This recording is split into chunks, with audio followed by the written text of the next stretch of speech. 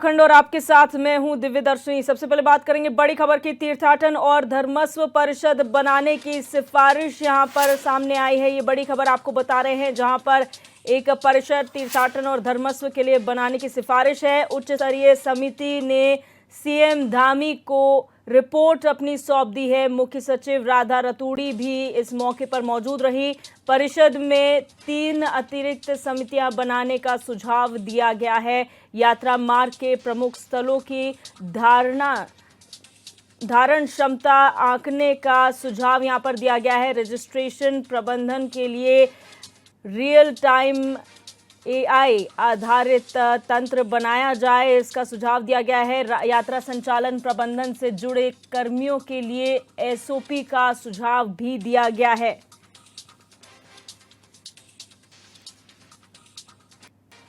तो ये बड़ी खबर आपको बता रहे हैं, जहां पर अब धर्मस्व और तीर्थाटन परिषद बनाने को लेकर सिफारिश की गई है और उच्च स्तरीय समिति ने अपनी रिपोर्ट मुख्यमंत्री पुष्कर सिंह धामी को सौंप दी है। आपको बता दें कि इस दौरान मुख्य सचिव राधा रतूड़ी भी मौजूद रहीं।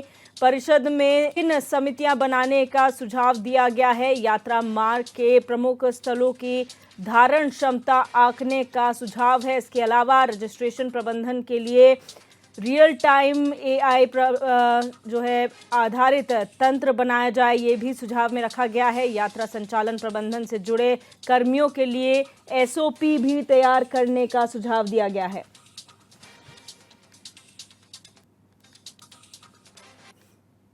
और अब रुक करेंगे देहरादून से अगली खबर का, जहां उत्तराखंड में अक्टूबर तक यूसीसी लागू हो सकता है, ऐसी खबरें सामने आ रही हैं। ये बड़ी खबर आपको बता रहे हैं देहरादून से, जहां पर प्रदेश में यूसीसी अक्टूबर तक लागू होने की संभावना जाहिर की जा रही है। अब कानून की नज़र में सभी एक समान होंगे। शादी तलाक के नियम सभी के लिए एक होंगे।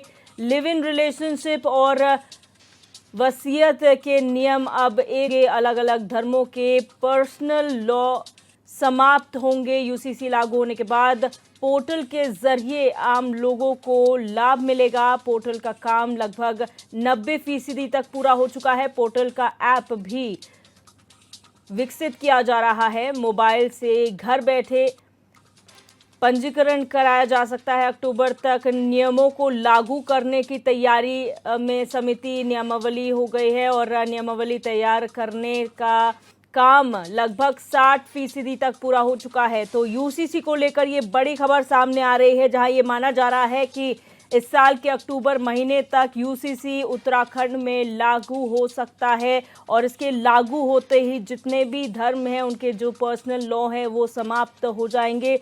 सभी के लिए कानून एक समान होगा, चाहे वो कोई भी धर्म का हो। उनके पर्सनल लॉ फिर काम नहीं आएंगे। चाहे शादी हो, तलाक हो, ये सभी नियम सभी के लिए एक होंगे। इसके अलावा लिव इन रिलेशनशिप और वसीयत के कानून भी सबके लिए एक होंगे।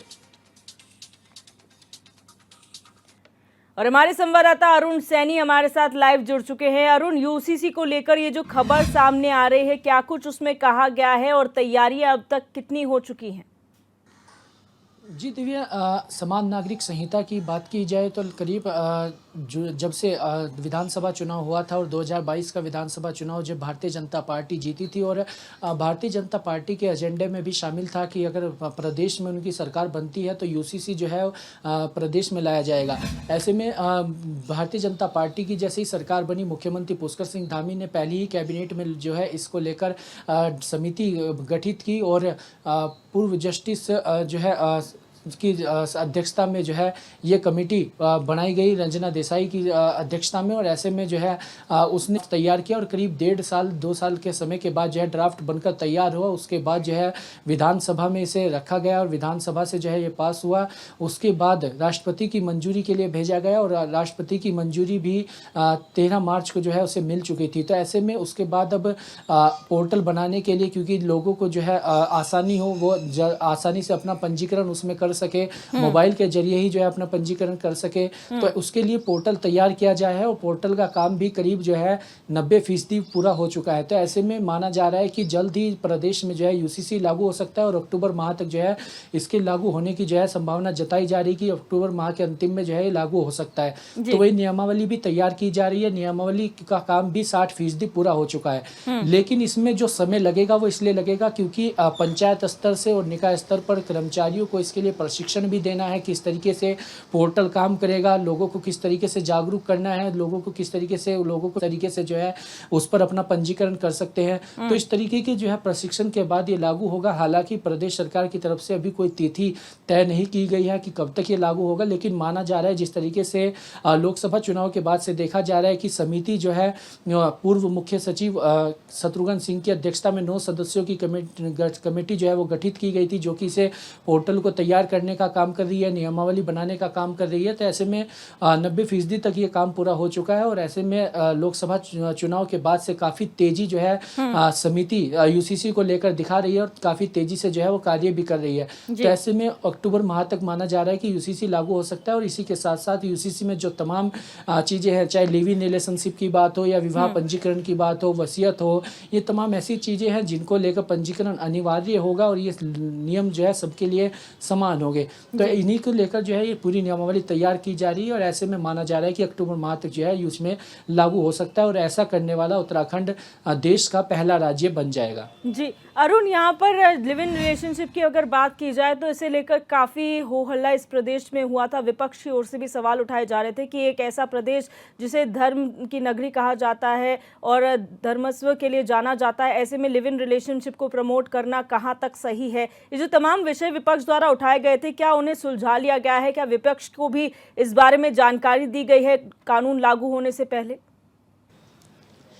जी देखिए यूसीसी को लेकर काफ़ी यूसीसी जब से इसे लागू करने की बात की गई और जब से यूसीसी का ड्राफ्ट तैयार करने के लिए समिति गठित की गई, उसके बाद से ही लगातार यूसीसी विवादों में रहा है और विपक्षी दल लगातार इसको लेकर सरकार पर निशाना साधते रहे हैं।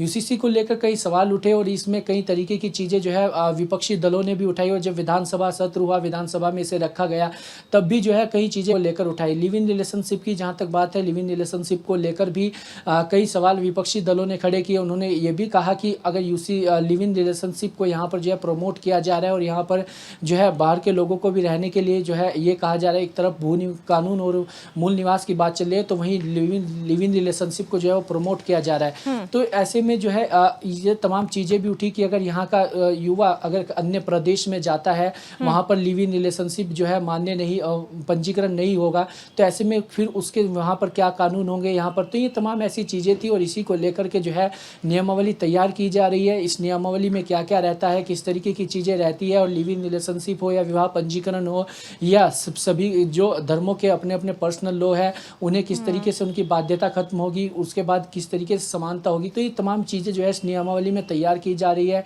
किस कानून के तहत कौन सी चीज़ आएगी। तो ये तमाम चीज़ें जो है वो नियमावली में तैयार की जा रही है। हालांकि अभी भी यूसीसी को लेकर सवाल खड़े कर रहा है और जिस तरीके से भारतीय जनता पार्टी ने अभी लोकसभा चुनाव के जो अपना संकल्प पत्र जारी किया, उसमें भी उन्होंने कहा कि यूसीसी को जो है देश भर में लागू किया जाएगा अगर भारतीय जनता पार्टी की सरकार बनती है। हालांकि एनडीए गठबंधन की सरकार बनी है और अन्य विपक्षी दलों के साथ भारतीय जनता पार्टी ने अपनी सरकार बनाई है। तो ऐसे में अगर ये चीजें यूसीसी देश भर में लागू होता है तो उसके बाद जो उत्तराखंड का अपना यूसीसी है उसकी कितनी मान्यता रहेगी, वो यूसीसी किस तरीके से काम करेगा, क्या इसकी बाध्यता फिर खत्म होगी, क्या देश का जो यूसीसी अगर बनता है तो उसके तहत ही चलेगा। तो ये तमाम सवाल है और ऐसे में ये आने वाले वक्त पर ही निर्भर करता है अगर जो है एनडीए गठबंधन की सरकार यूसीसी को लेकर कोई कदम उठाती है, क्योंकि उसने अपने मैनिफेस्टो में भी यह चीज रखी थी। जिस तरीके से उत्तराखंड में मुख्यमंत्री पुष्कर सिंह धामी जब 2022 का विधानसभा चुनाव चल रहा था, उसके समय जो घोषणा पत्र था उन्होंने भी अपने घोषणा पत्र में रखा था और पहली कैबिनेट में इसको लेकर समिति का गठित भी की थी।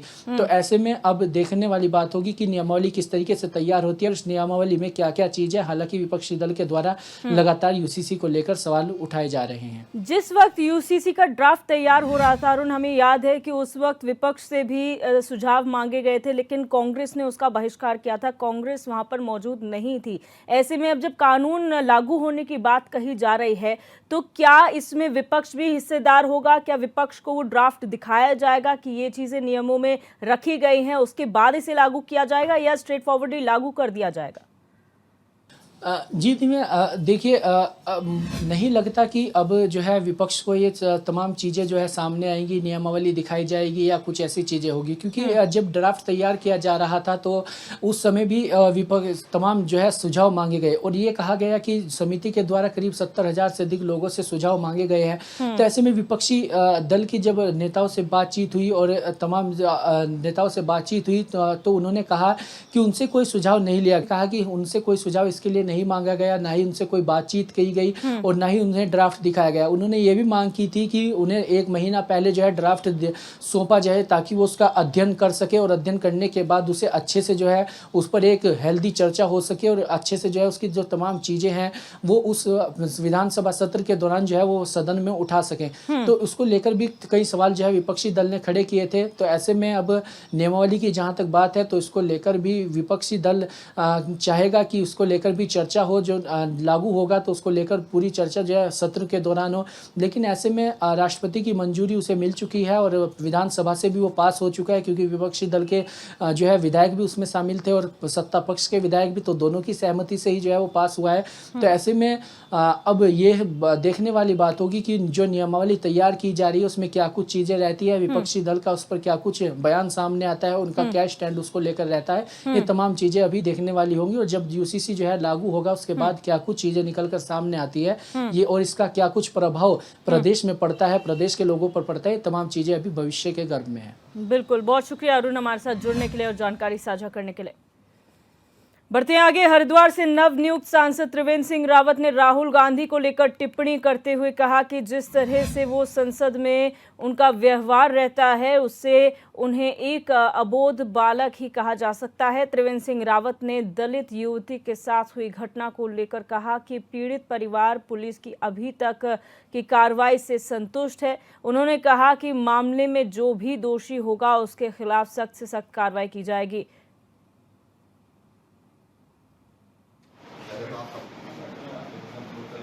राहुल गांधी का जो आचरण रहा वो बहुत ही, अब घटिया शब्द बोलूं तो अच्छा सा नहीं लग रहा है, लेकिन मुझे यही शब्द ज़्यादा उपयोगी है। जिस तरह की एरोगेंसी, कभी भी पीठ की ओर पीठ करके कोई भी सदस्य नहीं बोल सकता, ये परंपरा भी है और वहाँ के आचरण संहिता भी है। तो राहुल गांधी ने जो व्यवहार किया उसके बाद फिर कल तो बिल्कुल अतिरेक हो गया जब वो वेल में आ गए। कभी भी आप कभी का इतिहास देख लीजिए, इतनी समय समय पर विरोध हुआ, हम लोगों ने तो बहुत लंबे समय तक विरोध की राजनीति की है, कभी भी नेता प्रतिपक्ष कभी भी वेल में नहीं जाते। लेकिन राहुल जी ने उकसाया तो है ही, लेकिन स्वयं भी वेल में आए। देखिए, हम पहले तो जो भी हाथरस में हुआ उन परिवारों के प्रति हमारी सहानुभूति है। भगवान उन आत्माओं को शांति प्रदान करे और उत्तर प्रदेश सरकार ने उसके बारे में बढ़ाया कि अगर किसी की गलती से ऐसा हुआ है या जानबूझकर ऐसा हुआ है तो उस पर कार्रवाई की जाएगी। वहीं मंगलौर उपचुनाव को लेकर जहां स्थानीय लोग बीजेपी प्रत्याशी करतार सिंह भड़ाना का बाहरी होने का विरोध कर रहे हैं, तो वहीं कांग्रेस भी अब उन्हें पैराशूट प्रत्याशी बता रही है। कांग्रेस प्रत्याशी काजी निजामुद्दीन का कहना है कि बीजेपी प्रत्याशी करतार सिंह भड़ाना 10 गांव का नाम एक साथ नहीं ले सकते। उन्होंने कहा कि उन्हें एमएलए की फुल फॉर्म तक नहीं आती, वो विकास क्या करेंगे। क्योंकि अगर कांग्रेस पार्टी ने काजी साहब, जिस हिसाब से मैं बढ़ाना साहब का आईक्यू लेवल उनके बोलने में सुन रहा हूं, तो मैं समझता हूं कि वो मंगलौर विधानसभा सर्किल के 10 गांव का भी एक सांस में नाम नहीं ले सकते। पिछली जिस विधानसभा से वो आए हैं वहां की विधान ले सकते। और मैं तो एक और दावा करता हूं, आप एक बार मेरी रिक्वेस्ट है आपसे कि आप उनसे ट्राई कर लीजिए। मुझे पूरी उम्मीद है वो एमएलए की अगर फुल फॉर्म बता दें तो भी हम मान जाएंगे। वो शायद एमएलए की फुल फॉर्म भी बताने की स्थिति में ना हो। मेरे 35 गांव है, मेरा कस्बा है, 132 बूथ है, उन पे मेरी नज़र है। चलो हमें कुछ पता नहीं है, उनको तो पता है ना। जब जवाब दे दीजिए उनकी बात। अरे मैं कह रहा हूँ कि जब वो होगा तब उन्हें पता लग जाएगा। मैं तो उनके सामने अनपढ़ हूँ, काबिल नहीं हूँ, लेकिन उनको इस बात का डर क्यों है? उनका कहना है कि वो एमएलए की फुल फॉर्म नहीं बता रहे हैं, तो उनका जवाब दे दीजिए। अरे एमएलए की फुल फॉर्म में हमें सेवा करनी है, हम सेवाकार हैं, हम उनके नौकर बन के आते हैं, ना कि एमएलए बन के। खबर हरिद्वार से है, जहां याम शांतरशाह में गैंगरेप और हत्या के मामले को लेकर नेता प्रतिपक्ष यशपाल आर्य ने हरिद्वार के डीएम को ज्ञापन सौंपा है। जिले के सभी 5 कांग्रेस विधायकों के साथ जिला कलेक्ट्रेट पहुंच नेता प्रतिपक्ष ने पीड़ित को मुआवजा देने की मांग की है। मीडिया से बात करते हुए नेता प्रतिपक्ष ने आरोप लगाया है कि मामले में आरोपी बीजेपी नेता को सरकार संरक्षण दे रही है। यही वजह है कि अभी तक आरोपी की गिरफ्तारी नहीं हो सकी है। साथ ही यशपाल आर्य ने आरोपी बीजेपी नेता आदित्य राज सैनी पर कड़ी कार्रवाई करने के साथ पीड़ित परिवार को 25 लाख रुपए मुआवजा दिए जाने की भी मांग उठाई है और मांग पूरी न होने पर 15 जुलाई के बाद हरिद्वार जिला कलेक्ट्रेट में धरना देने की चेतावनी दी है।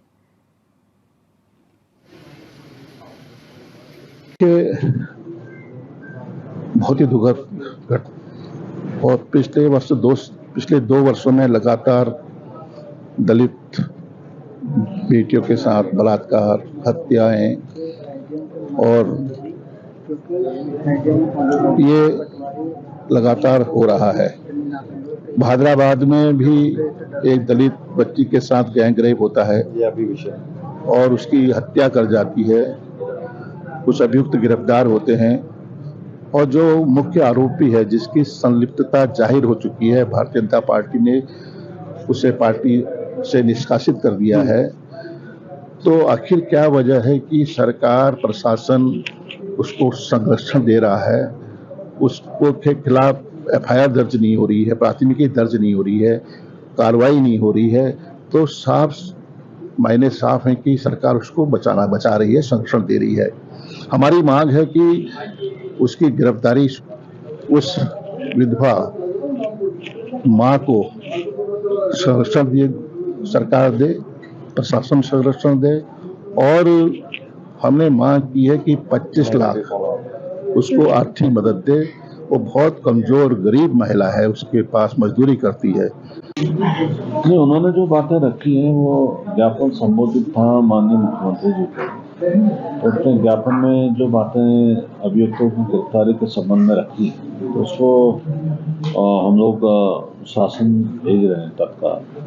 और जहाँ तक इस घटना की बात है, उसमें जितने भी लोग एक्यूज थे उसमें मैक्सिमम लोग की गिरफ्तारी हो चुकी है और जो जिनको नामजद किया है उसके संबंध में ऐसे हिसाब से भी हमारी वार्ता हो रही है। और जो ज्ञापन हमें दिया गया है तो उसके संबंध में भी उनको सूचित कर दिया है। तो फिर क्या अपेक्षा है, नेता प्रतिपक्ष के नेतृत्व में संबंधित विधायकगण वगैरह आए थे, उनके द्वारा क्या बातें रखी गई, इसकी भी। बद्रीनाथ विधानसभा में जैसे जैसे उपचुनाव की तारीख नजदीक आ रही है, बीजेपी अपने चुनावी अभियान को और तेज गति से आगे बढ़ा रही है। इस समय बीजेपी प्रदेश प्रवक्ता विनोद सुयाल बद्रीनाथ विधानसभा में स्थानीय नेताओं और कार्यकर्ताओं के साथ डेरा डाले हुए हैं। उन्होंने बद्रीनाथ विधानसभा में आयोजित प्रेस कॉन्फ्रेंस में बीजेपी की उपलब्धियां गिनाते हुए कहा कि निश्चित ही जनता के आशीर्वाद से बद्रीनाथ विधानसभा से बीजेपी प्रत्याशी राजेंद्र भंडारी भारी मतों से जीतने वाले हैं। राजेंद्र भंडारी का संकल्प इस पूरे बद्रीनाथ विधानसभा की सेवा करना है। राज्यसभा सांसद और प्रदेश अध्यक्ष महेंद्र भट्ट ने बद्रीनाथ विधानसभा के विकास के लिए विधायक रहते हुए कई कार्य इस क्षेत्र में किए हैं। इस अवसर पर हमारे इस विधानसभा के संयोजक चुनाव इस समय हो रहा है और निश्चित रूप से मैं आप सबके माध्यम से सर्वप्रथम बद्रीनाथ की सम्मानित जनता को प्रणाम करता हूं। मोदी जी के नेतृत्व को देखकर और धामी जी के प्रयासों को देखकर सब लोग इस लोकसभा चुनाव में भारतीय जनता पार्टी में आ गए हैं। कांग्रेस पार्टी अपनी गलतियों के कारण, क्योंकि उनके पास न नेता है न नियति है, बचकानी हरकतें, बचकाने बयान, न कोई संगठन है, कौन रहेगा वहां जो जनता की समाज सेवा करना चाहते हैं। और वास्तव में एक लोगों के मन में इसके प्रति जिज्ञासा भी है। पूरे देश के अंदर सिंधिया जी कितने बड़े नेता थे, जितिन पटेल जी कितने बड़े नेता हैं, असम के मुख्यमंत्री जी